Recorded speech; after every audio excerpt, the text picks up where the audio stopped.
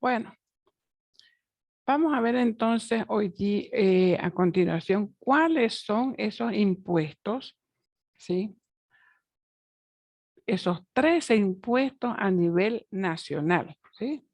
Y se los voy a dar acá. Miren, tenemos el impuesto al valor agregado, que ustedes ya me lo han dicho. El impuesto a las transacciones. El IUE, el impuesto sobre las utilidades a las empresas. El RCIVA. El ICE, el impuesto a los consumos específicos. El TGB, que es el impuesto a la transmisión gratuita de bienes. El ISAE, que es el impuesto a las salidas aéreas al exterior. El impuesto especial a los hidrocarburos y sus derivados. El IDH, impuesto directo a los hidrocarburos. El ITF, impuesto a las transacciones financieras. El IJ, impuesto al juego. El IPJ, impuesto a la participación al juego. El IBME, impuesto a la venta de la moneda extranjera. Y dentro de los impuestos tenemos los regímenes especiales, que son el régimen tributario simplificado, el régimen tributario integrado y el régimen agropecuario unificado. Entonces, ¿cuántos serían los impuestos a nivel nacional? A ver quién me contesta. 13, Lice. 13, ¿no es verdad? 13. ¿Ustedes los conocían todos esos impuestos? Yo No. lo vi, Lincoln, pero yo tengo 14, uno de más, que es el GAC, el impuesto al gravamen aduanero. Allá.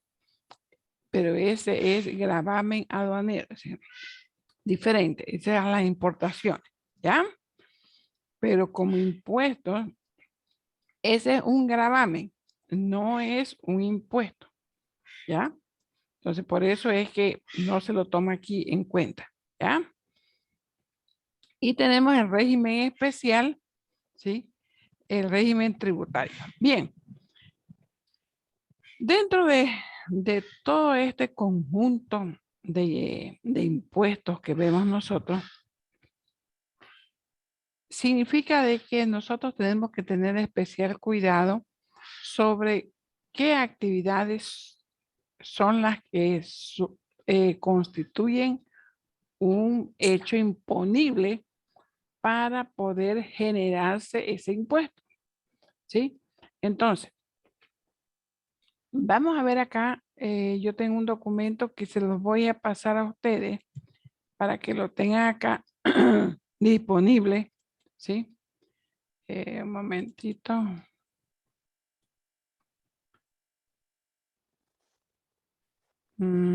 Aquí.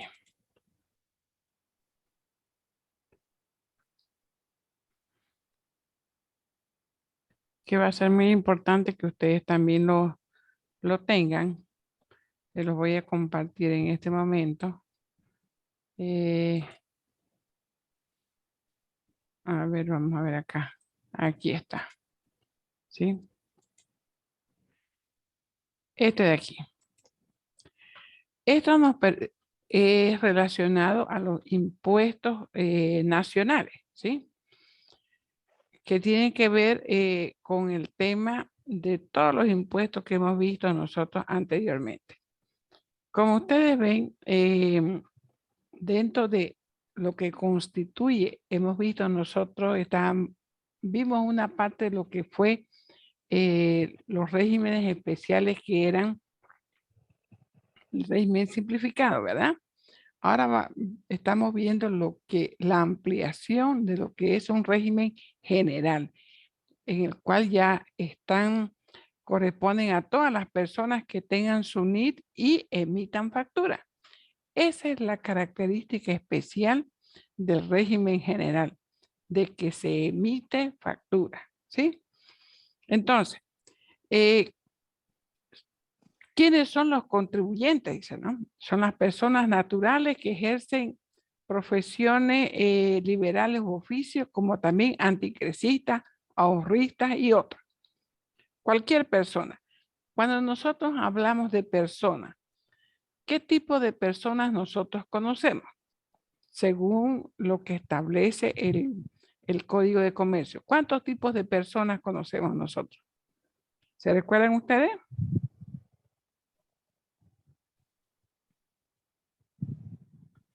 A Las ver. naturales, las jurídicas. Muy bien. Personas naturales y personas jurídicas. Las personas naturales somos nosotros, ¿no? ¿Verdad? Que nacemos y nos dan y nos caracterizamos porque tenemos un documento de identidad y que nosotros mismos nos podemos representar. Las personas jurídicas, sí, son aquellas personas que han sido creadas, ¿no? Por personas naturales. Ahí nosotros estamos hablando de sociedades de tipo comercial, ¿no? O también no comerciales.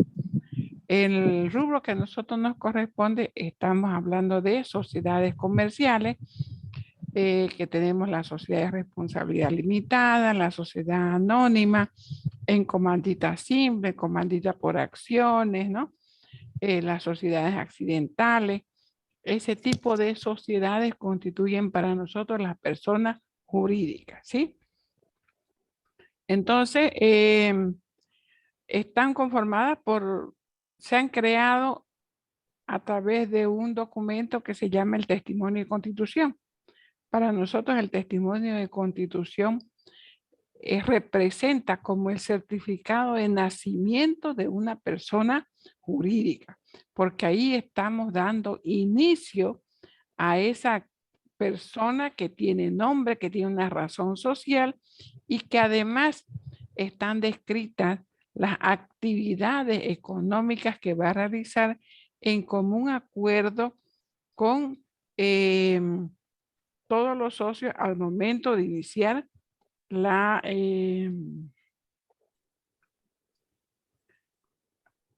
empresa. Voy a fijarme si es que estoy grabando. Creo que estoy grabando. A ver, vamos a ver aquí. Sí, está grabando, Lizeth. Ah, sí, estoy grabando, sí. Ya, gracias, porque hay veces que se me pasa, se me olvida. Bueno, entonces, dentro de lo que corresponde al ámbito tributario, ¿sí? El impuesto al valor agregado es ese impuesto que se grava sobre el valor adicional que nosotros estamos dando a un producto. ¿Por qué dice impuesto al valor agregado? Porque si nosotros compramos un bien en 80 bolivianos y lo vendemos en 120, fíjense que cuando nosotros lo compramos, estamos pagando el 13%. Y cuando nosotros lo vendemos en 120, el impuesto va a gravar sobre ese excedente entre 80 y 120, ¿sí? Entonces, ese monto, ¿sí? Por eso dice impuesto al valor agregado. Es un impuesto en cascada. Cada vez que nosotros compramos, vendemos, el impuesto y otra persona lo compra y lo vuelve a vender, entonces el impuesto va a recaer sobre ese valor adicional. Por eso dice impuesto al valor agregado. De ahí la razón del nombre de nuestro impuesto, ¿no? Porque nosotros compramos un bien y podemos descontar, ¿sí? Con nuestra factura de compra, ¿verdad? Pero cuando lo vendemos, es esa diferencia que está grabando el impuesto al 13%. Aquí tenemos nosotros cuáles son las actividades que está grabando. Son las ventas habituales de bienes muebles. Tenemos el alquiler y subalquiler de bienes muebles e inmuebles, los servicios en general y contratos de obra, importaciones definitivas, arrendamiento financiero con bienes inmuebles, ¿Y quiénes deben pagar? todas las personas naturales o jurídicas que realicen estas operaciones.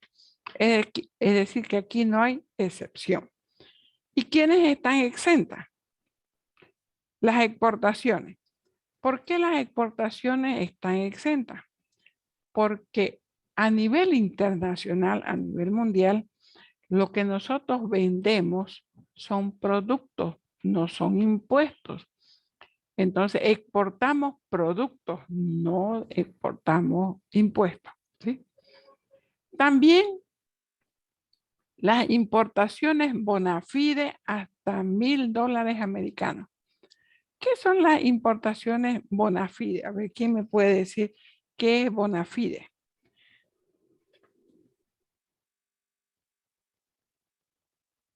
A ver, ¿alguien sabe lo que es bona fide?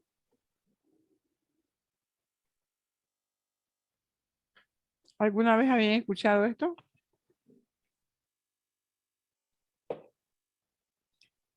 Bueno, las importaciones, ¿qué significa bona fide? Significa de buena fe. Entonces, cuando nosotros viajamos al exterior, compramos ciertos productos para traernos, ¿verdad? De uso personal.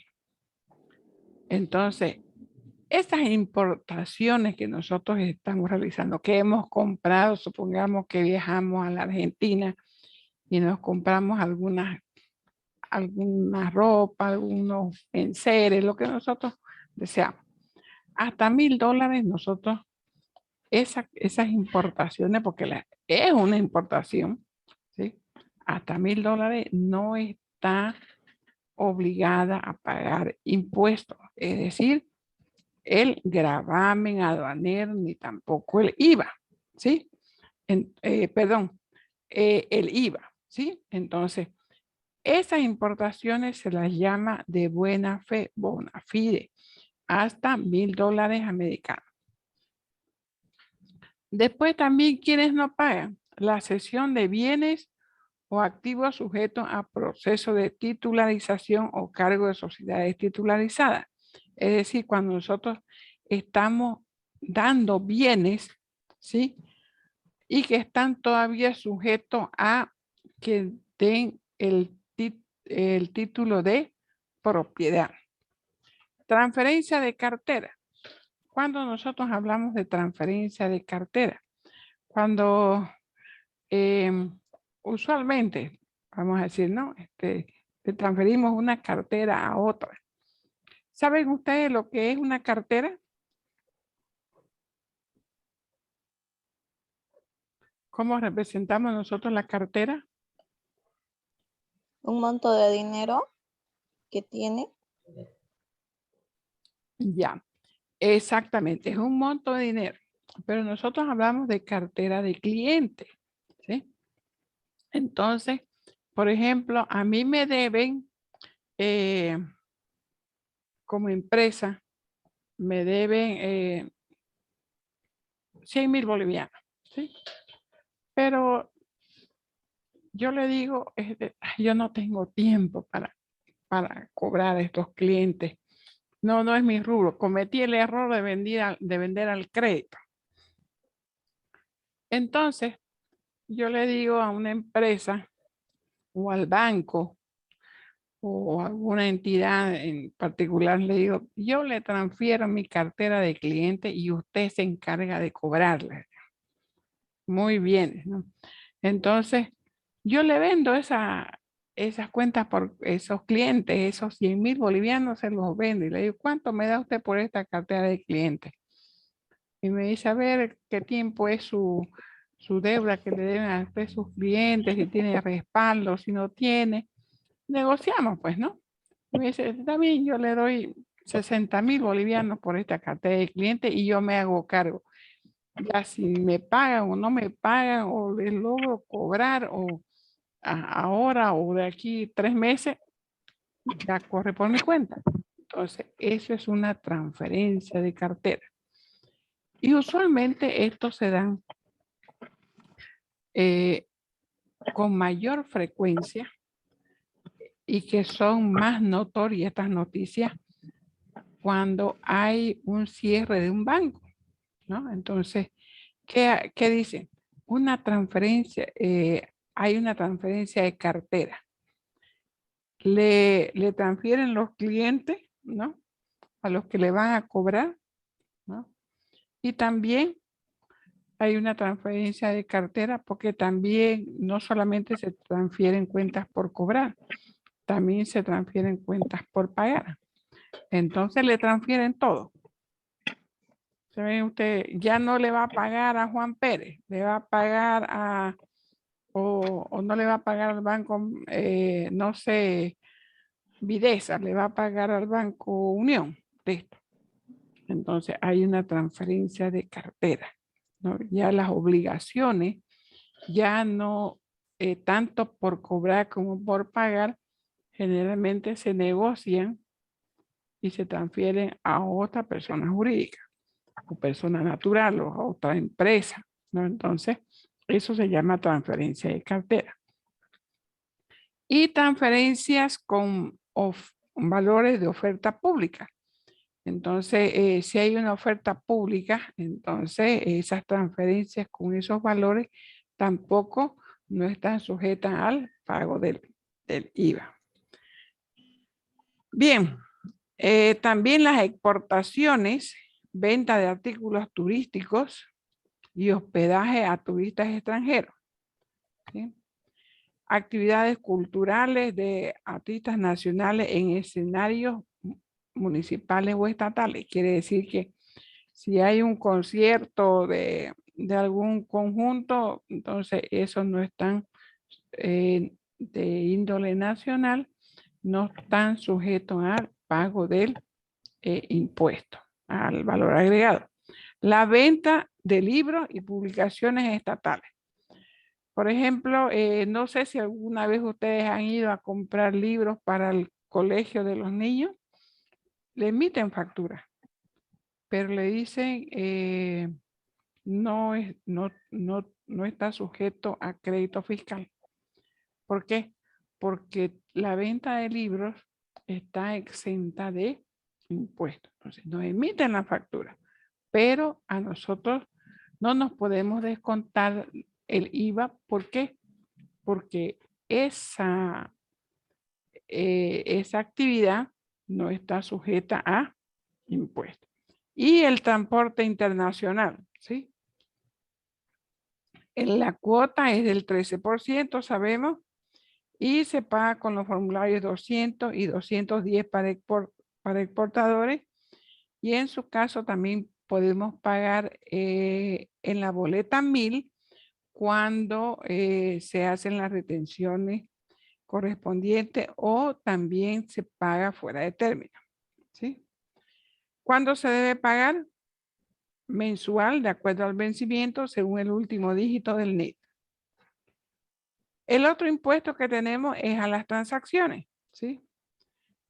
Y grava el impuesto bruto de vengado y obtenido en el ejercicio de cualquier actividad lucrativa o no, que incluye, puede ser una actividad que no sea lucrativa, pero hay una transacción, hay una transferencia.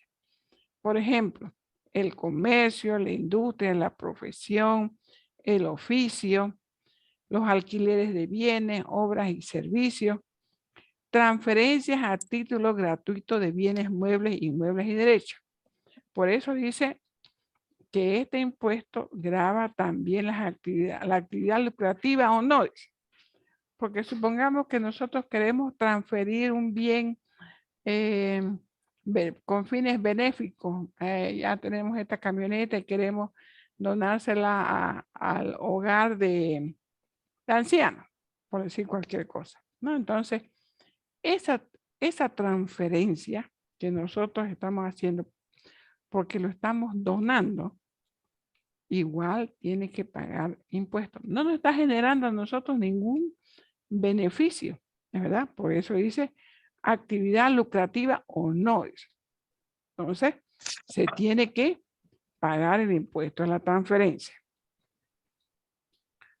¿no? Entonces, ¿quiénes deben pagar? Las personas naturales o jurídicas que realicen las actividades señaladas anteriormente, aunque sean en forma habitual o que sean por única vez, ¿sí? Entonces, tienen que sí o sí realizar el pago, ¿no? Tienen que ser las empresas públicas y privadas, sociedades con o sin personería jurídica.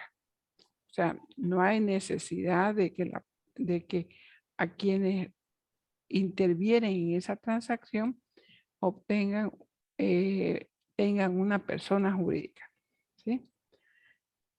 Los que no pagan son los trabajos personales en general de dependencia. Por ejemplo, nosotros que trabajamos con sueldo, no pagamos el impuesto a las transacciones. También el cargo de cuando nosotros trabajamos en instituciones públicas, las exportaciones, los servicios prestados por el Estado plurinacional, ¿no? Si hay algún servicio que nos presta, no sé, un gobierno autónomo o municipal, entonces ellos no están obligados a pagar ese impuesto. Los depósitos a plazo fijo, los establecimientos educacionales, por ejemplo, los colegios, las universidades, las escuelas que sean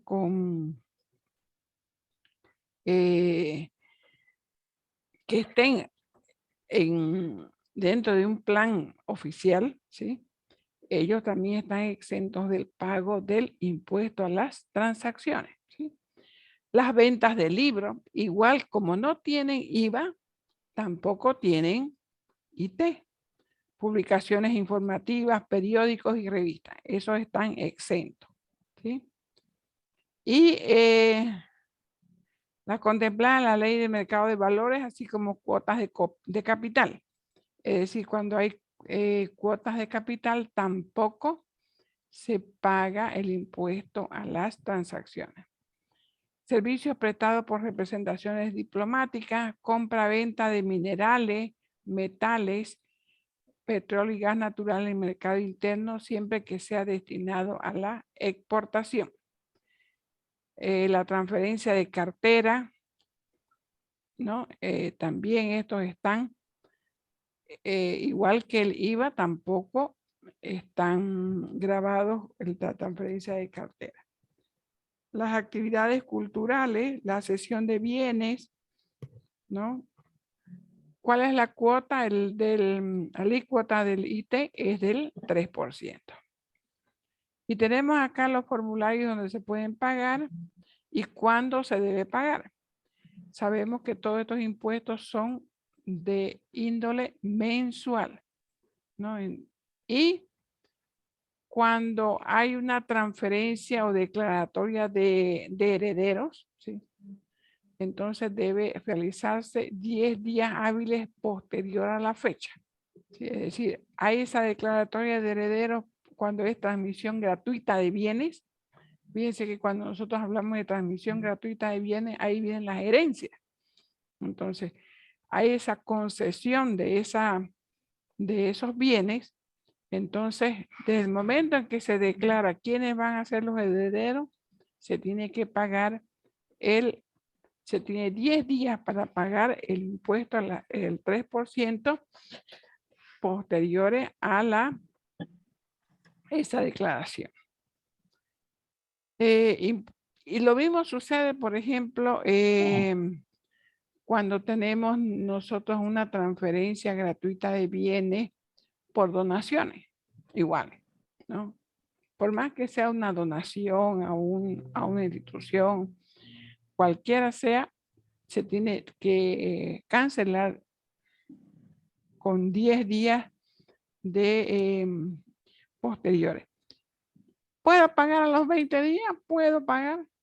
¿Puedo pagar a los 2 años? Puedo pagar. Pero, ¿qué pasa cuando no pago? ¿Qué viene acá? Los accesorios que son producto del tributo omitido. Entonces, los 10 días que me dan a mí es para que yo no pague los accesorios o el tributo omitido. ¿Sí? Tengo que pagar solamente el impuesto. En cambio, cuando yo sobrepaso esa fecha, tengo que cancelar todo lo que es el impuesto, más los intereses, más el mantenimiento de valor, todo lo que conlleva un retraso en el pago de un impuesto. ¿Ya? Y luego tenemos el impuesto a las utilidades de las empresas, que es, grava el impuesto a la utilidad neta. ¿Sí? La utilidad bruta menos gastos deducibles. Eso luego ustedes en contabilidad ya lo van a ver que son los gastos deducibles, a qué se refieren. Y pagan las empresas públicas y privadas, inclusive las unipersonales, en todo ámbito. ¿Quiénes no pagan? El gobierno nacional, los gobiernos autónomos y las universidades públicas. Las asociaciones, fundaciones e instituciones sin fines de lucro autorizadas legalmente. Para que una persona esté exenta del pago al impuesto, esté exenta el impuesto a las utilidades, tiene que realizar su trámite ante impuestos nacionales, e impuestos nacionales le dará, de acuerdo a su constitución de esa asociación, ¿sí? O su acta de fundación, si realmente sus fines no son de lucro, ¿sí? Entonces, tiene que necesariamente solicitar una exención del impuesto a las utilidades de empresas, ¿sí? Y a nuevas industrias establecidas en la ciudad del Alto. Bien. La alícuota, el 25% sobre utilidades netas, ¿no? ¿Cómo se llevan se pagan estos impuestos con el formulario 500, el 605, que el 500 es para pagar, el formulario 605 es para presentar nuestros estados financieros, el formulario 520 para empresas no obligadas a llevar registro contable y el formulario 560 para empresas del Alto. El formulario 501 para transportistas y el formulario 570 para las retenciones. Eso cuando, por ejemplo, se tiene una persona que realiza una actividad, una transferencia de bienes, pero no tiene NID, no tiene nada, ¿no? Entonces, es necesario que se pague a través de del formulario 570. Y se debe cancelar 120 días posterior al cierre de la gestión fiscal.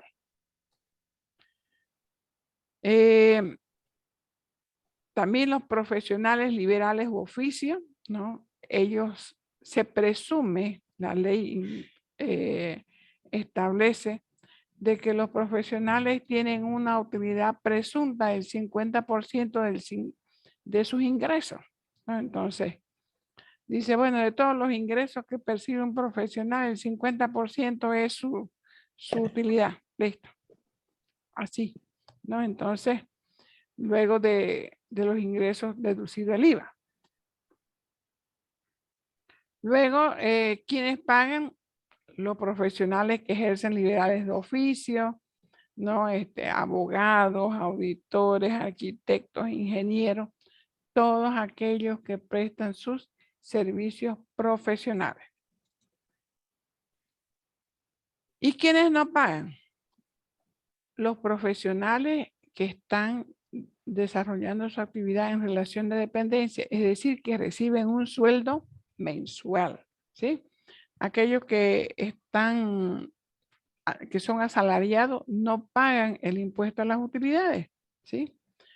También las actividades culturales de artistas nacionales en escenarios estatales o municipales. Y es el 25%. Igual se debe pagar 120 días posteriores al cierre de su gestión fiscal. Y los beneficiarios del exterior. Utilidades de fuente boliviana remitidas al exterior.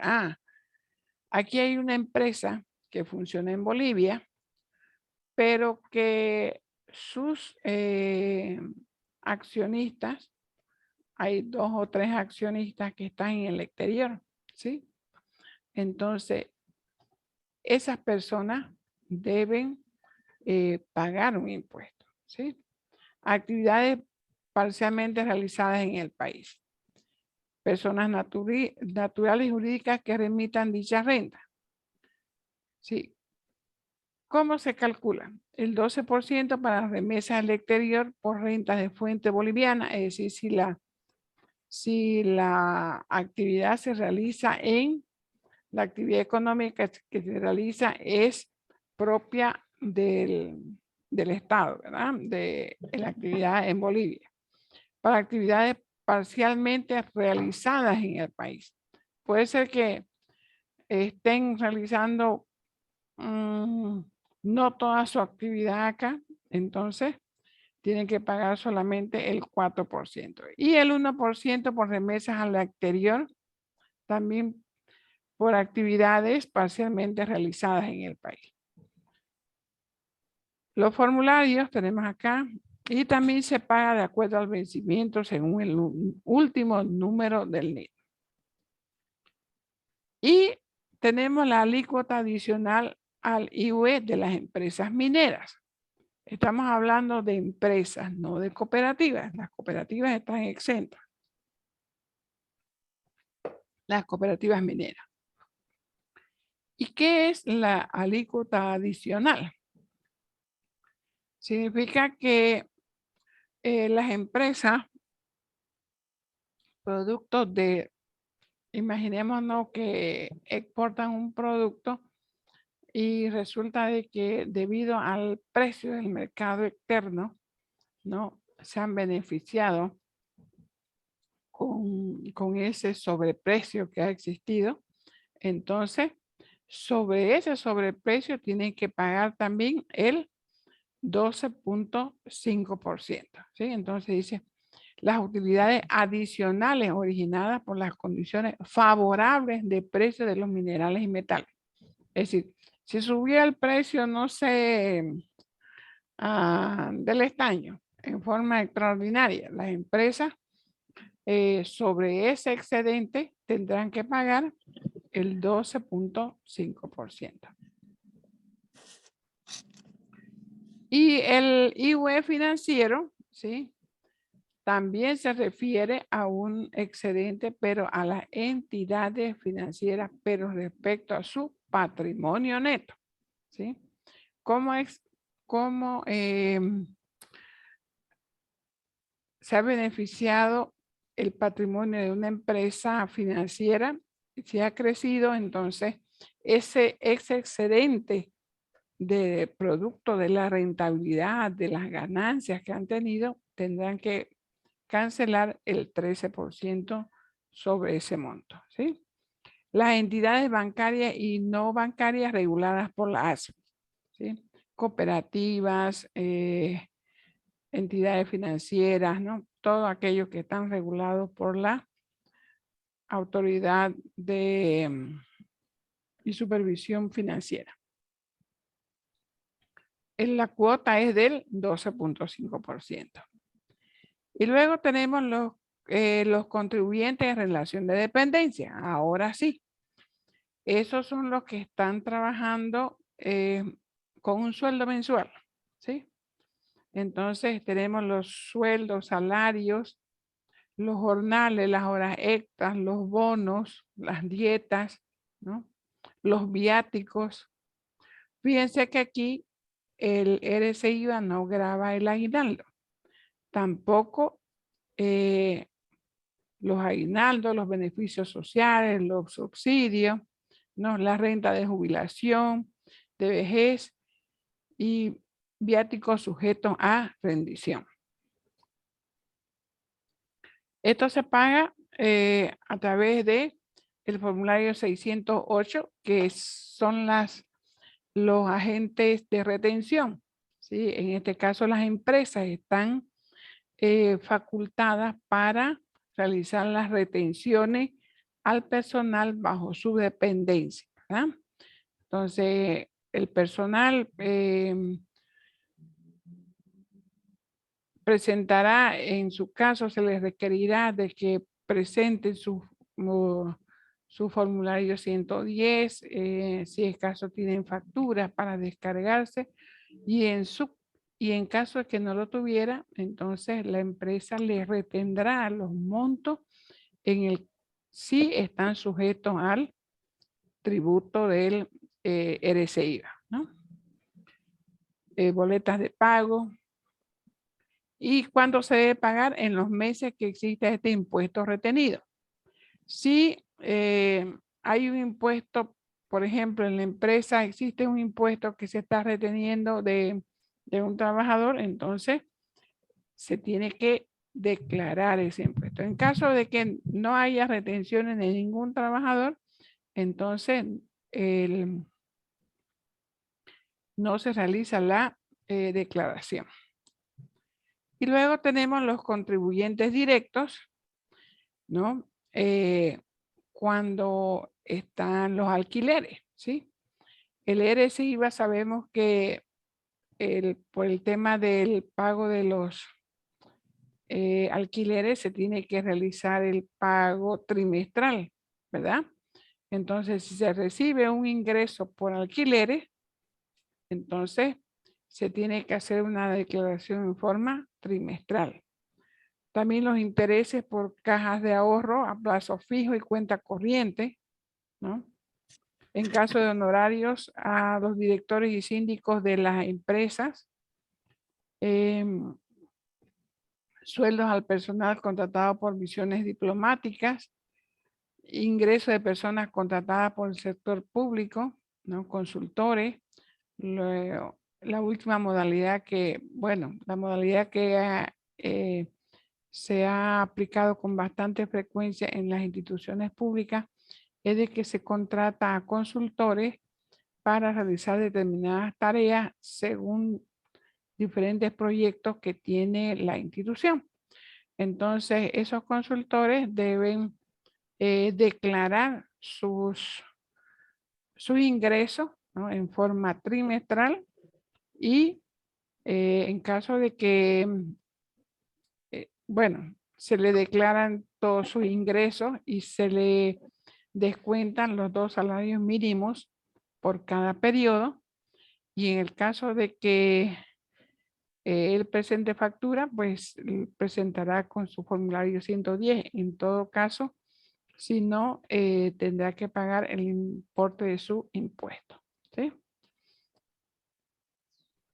Todas las personas quienes pagan, las personas naturales y sucesiones indivisas.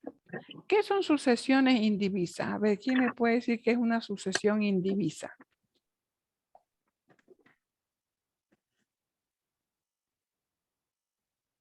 A ver, ¿quién me puede decir qué es una sucesión indivisa? A ver, alguien que se anime a decirme o investigamos qué es una sucesión indivisa.